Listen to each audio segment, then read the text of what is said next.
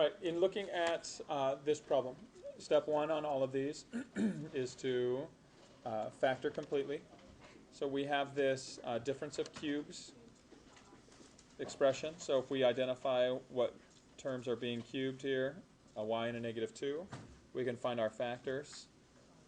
Difference of cube has two factors, a binomial and a trinomial. The binomial is just the sum of those bases being cubed, so y and a -2. The trinomial is the first base squared. The last term is the last base squared, so -2 squared is +4.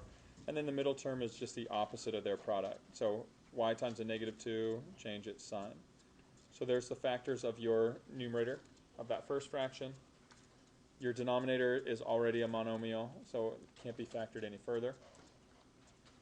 The numerator of the second one, also a monomial factor, can't be reduced any further. And then the last fraction's denominator has binomial factors.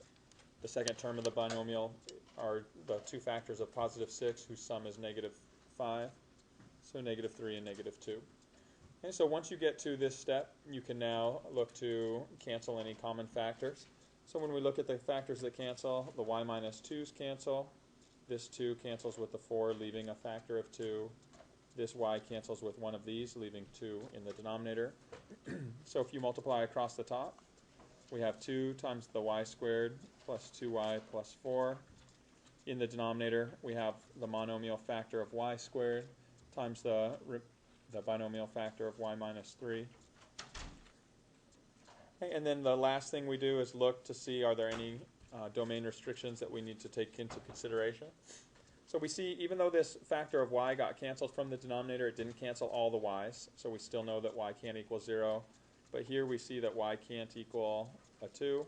That's not included in the simplified form, so we have to identify that separately.